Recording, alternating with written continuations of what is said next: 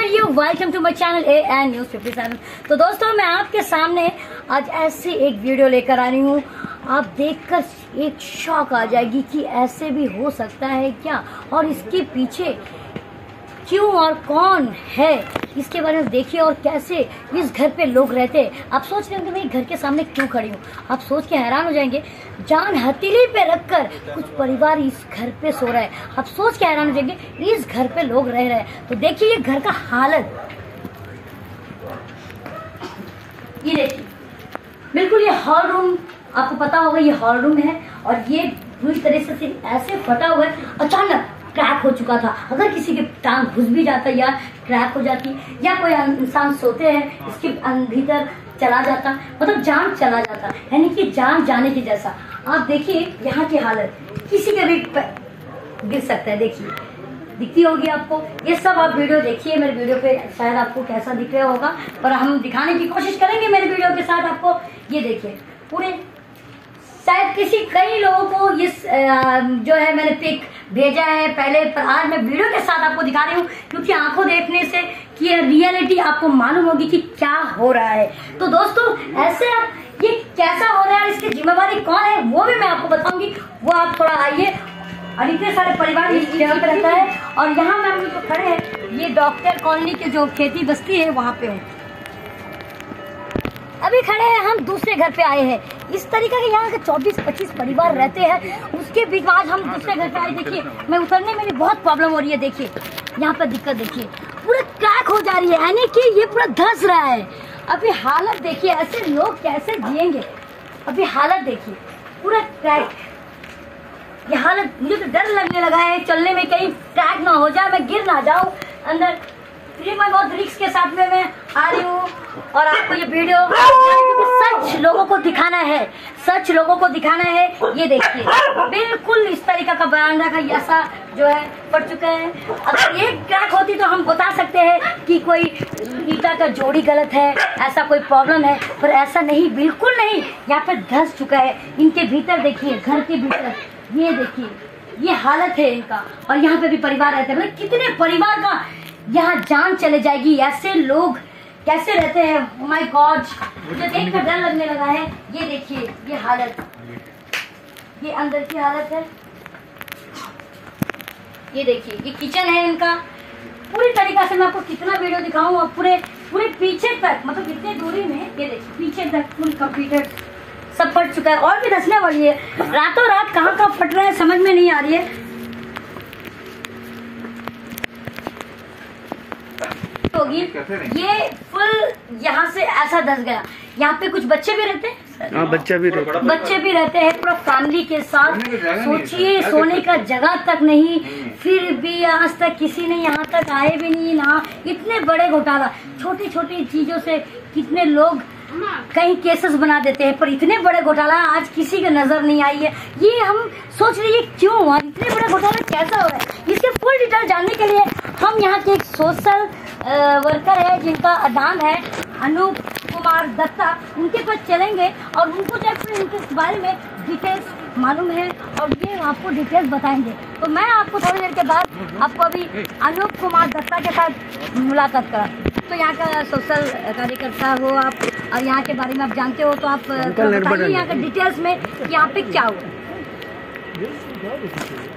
देखिए किसकी जिम्मेवारी है वो सब। ये जो है अभी जैसे आप लोग देख सकते हैं कि यहाँ पे कोस्ट गार्ड के जो है हैंगर का एनक्लेव बन रहा है, और बहुत भारी कंस्ट्रक्शनल वर्क है जो शायद RDS और सुरेंद्र नाम के कंपनी, ये दोनों का है, ये करवा रहे हैं। सुरेंद्र नाथ का, सुरेंद्र कंपनी है एक, सुरेंद्र नाथ कंपनी है, सुरेंद्र प्रसूप साहेब जो भी हो, सुरेंद्र नाम है। अच्छा सुरेंद्र नाम का RDS है, RDS तो बहुत बड़े कंपनी है। तो एक्चुअल प्रॉब्लम ये हुआ है कि यहाँ के लोगों का ये कहना है, जो इनके पास में आसपास के लोग पुराने लोग हैं, उन लोग भी कहते हैं कि इन लोगों की फैमिली जो है 45 से 50 साल हो गए हैं। उनके फादर जो है 35 to 50 इयर्स रहते हैं यहाँ, उससे ज्यादा ही है, उससे ज्यादा रहता है 45 to 50 इयर्स। तब ये पूरा इलाका जंगल हुआ करता था, ये डॉक्टर्स कॉलोनी लगा रहा है। तो आज उनके बेटे का है, किसी का उम्र 46 है, किसी का 50 है। यानी कि अनूप सर ये कह रहा है कि जो यहाँ पे परिवार बसा है, यानी कि ये 50 से 60 साल हो चुका है, उनके जो फादर यहाँ पे रहते थे, उनके बच्चे की एज जो है 42, 43, 60 उम्र हो गया, 60 उम्र। आपके फादर रहते थे? आपके फादर भी रहते थे? और आपके एज कितना है? 64 है। ओह माय गॉड, आप समझ रहे होंगे इनका एज 54, यानी क्या बॉन्ड थी यहाँ को? 64 है उसका। 64, ओह माय गॉड, ये 64 ईयर्स से 4 इयर्स नहीं, मतलब यानी कि जब फादर रहते थे और उनका बेटे का एज वही से आज 64 ईयर है। तो सोचिए, फिर सर बताइए सर, बहुत बड़ा प्रॉब्लम है, बताइए। तो मुझे जब कॉल आया कि यहीं के किसी वासिंदे ने, भाई ने कॉल किया शुक्रवार के रात को, तो मैं यहाँ पे आया, इनका वीडियो फोटोग्राफ्स लिया, इनकी हालत देखी, घर ऑलमोस्ट टूट गए हैं, खतरे, यहाँ पे खतरा मंडरा रहा था।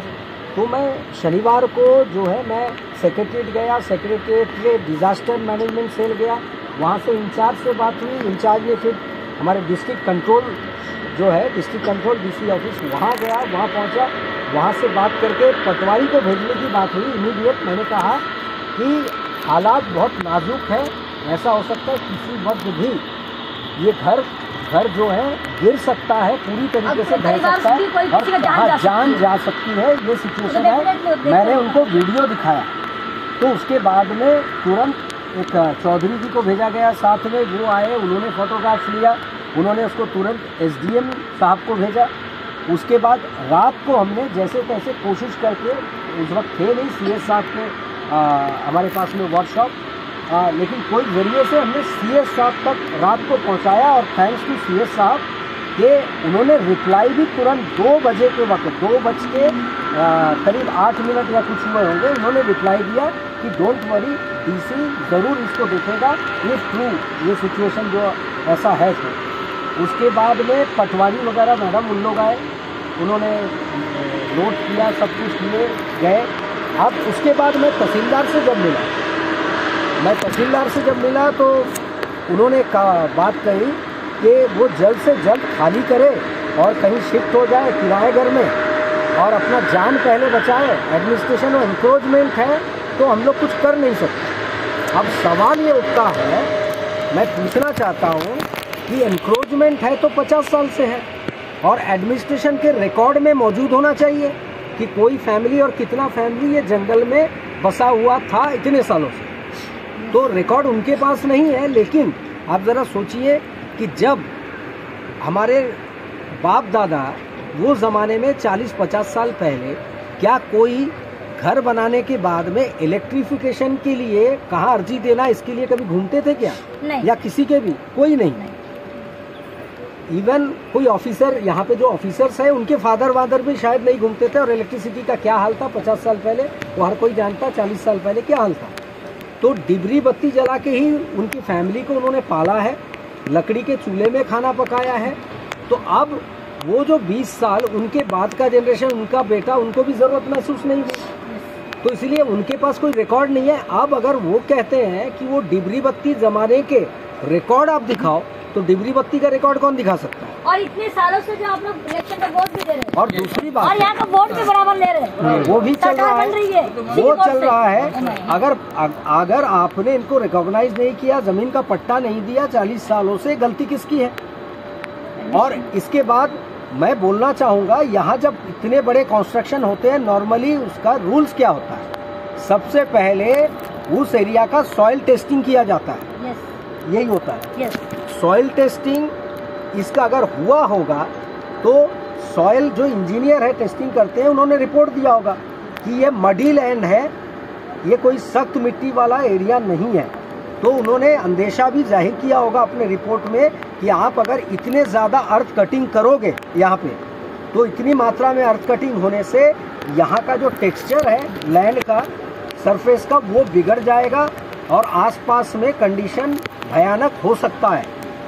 ऐसा रिपोर्ट अगर इंजीनियर ने नहीं दिया है तो यहाँ ये बराबर घोटाला का संकेत दे रहा है। कि कोई ना कोई घोटाला हुआ है, क्योंकि अगर इंजीनियर का रिपोर्ट को सही अगर होता और सही रिपोर्ट के आधार पे कंस्ट्रक्शन होता तो यहाँ पे तुरंत पहले तो यहाँ रिटर्निंग वॉल एक स्ट्रॉन्ग खड़ी करनी चाहिए थी ताकि ये टेक्सचर, ये सरफेस को कोई हानि ना पहुँचे, उसके बाद खुदाई होनी चाहिए थी। लेकिन आप देख सकते हैं एक ही वॉल है जो रिटर्निंग वॉल है, जो वहाँ पे शुरुआत में बनाया गया है वही रिटर्निंग वॉल था, लेकिन उस तरह के रिटेनिंग वॉल कटिंग के दौरान उससे पहले नहीं बनाया गया।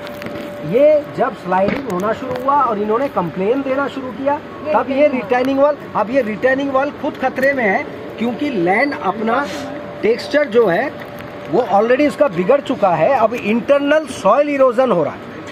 ये इंटरनल सॉइल इरोजन इतनी जल्दी अब रुक नहीं सकता। ये यहाँ पे बांस गड़ा हुआ है, ये किस लिए? ये जो है ये सब होने के बाद अब इन लोगों ने एक काम किया कि इनको अपनी गलती का जब एहसास हुआ कि गलती तो हो गई है, अब लोग मरने वाले हैं, इनके घर गिरने वाले हैं, तब इन्होंने क्या किया, कोई एक आदमी को सीमेंट और बालू दे दिया और कहा कि ये शांत हो जाए, आप उसके घर का कुछ लिपा पोती करते रहो। अच्छा। तो ये लिपा पोती करने लगे, लेकिन जब करके जाते थे उसके 6 घंटे बाद वो सरक जाता था, क्योंकि मिट्टी नीचे से खिसक रही है, मिट्टी नीचे से खिसके जा रही है, इसलिए वो फिर फटता जा रहा है। हाँ, अब वॉल को इन्होंने रॉड से सपोर्ट देके, ऊपर के जो फ्लोर है आपका छत है, छत को रॉड से सपोर्ट देके उसके नीचे रह रहे हैं, तो किसी वक्त भी मिट्टी खिसकने से जो बिल्डिंग है वो ऐसे यूँ नीचे गिर सकता है इनका घर और जान जा सकती है। तो अब कहना है कि क्या कॉन्स्टिट्यूशन में ये कहा गया है भारत के नागरिक जिसके जान को खतरा है, क्या एडमिनिस्ट्रेशन इसके लिए तुरंत कोई मदद नहीं प्रोवाइड कर सकते सिर्फ इसलिए कि उनके पास में पट्टा नहीं है और वो एनक्रोचमेंट जमीन पे रह रहा है। इनके बच्चे पैदा हुए जो आपको अभी उनका उम्र बताया 54, वो स्कूल में पढ़े यहाँ के, उनका भाई 46 ईयर्स का है, वो यहाँ के नया गांव स्कूल में पढ़े हैं। स्कूल में नया गांव एड्रेस लिखा हुआ है, इससे ज़्यादा सबूत तो इससे ज़्यादा इलेक्ट्रिक बिल ये मांग रहे हैं, और वो पट्टा कोई नोटिस, अगर नोटिस आपने नहीं दिया और वो रह रहे थे तो पार्ट ऑफ किसके फॉल्ट है? ये फॉल्ट तो एडमिनिस्ट्रेशन का है।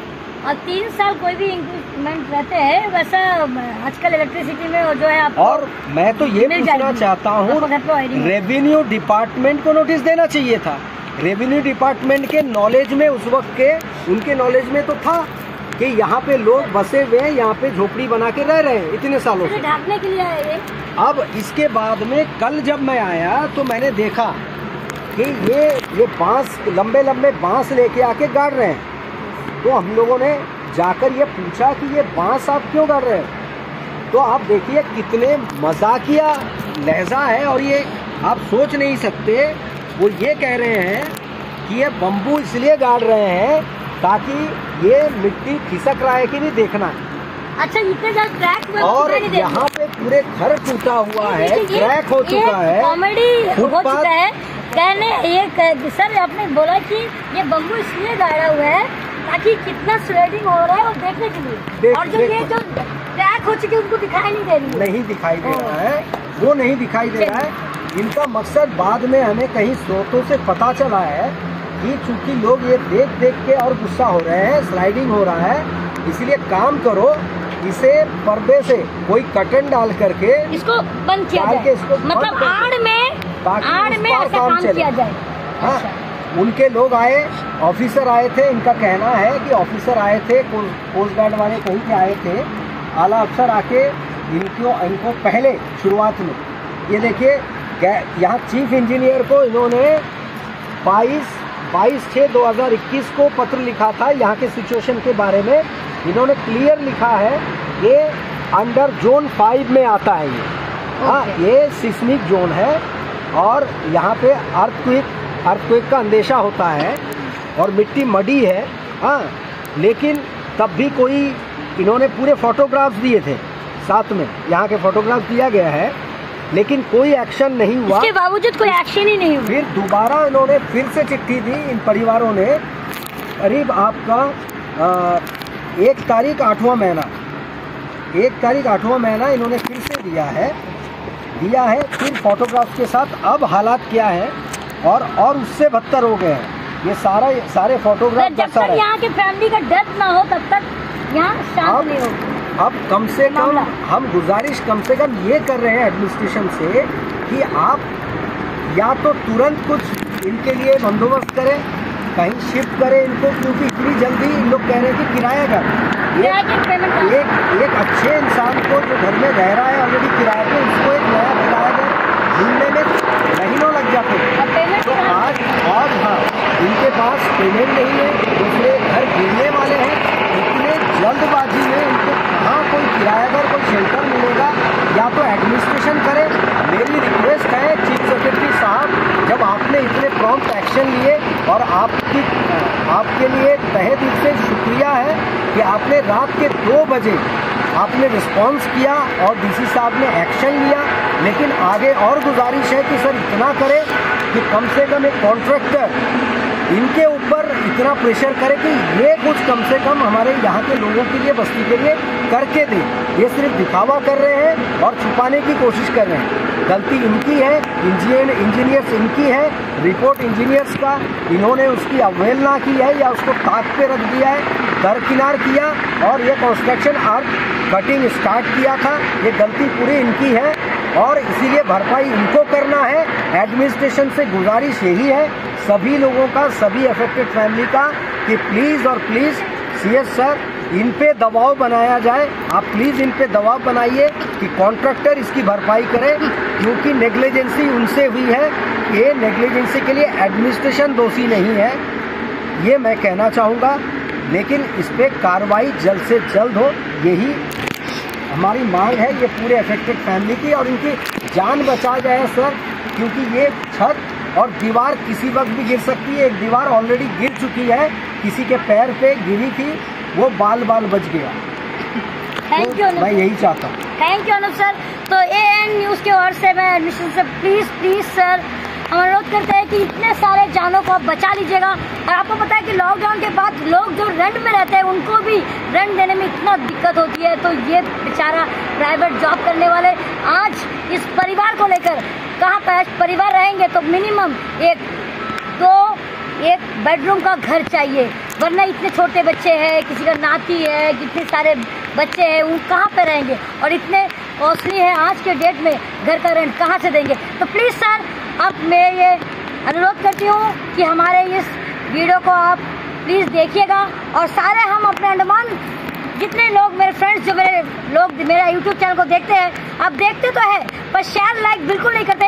आप अंडमान के लोगों को मैं बताऊंगी प्लीज यूनिटी बढ़ाइए, वरना इसी तरह कई लोगों को तरह जैसे ऐसे ही देख रहे हो। आपको पता होगा हम लॉकडाउन के समय में, लॉकडाउन जब हुई थी कई लोगों का प्रॉब्लम हुई थी। यूनिटी बनाइए, कुछ नहीं आपको पैसे देने नहीं कह रहा हूँ, लाइक शेयर कमेंट्स कीजिए, हमारे साथ समर्थन कीजिए। और अनूप सर इतने अच्छे काम किया है, उनके लिए हमारे AN न्यूज़ की तरफ से very thanks Anoop sir, and thank you, bye.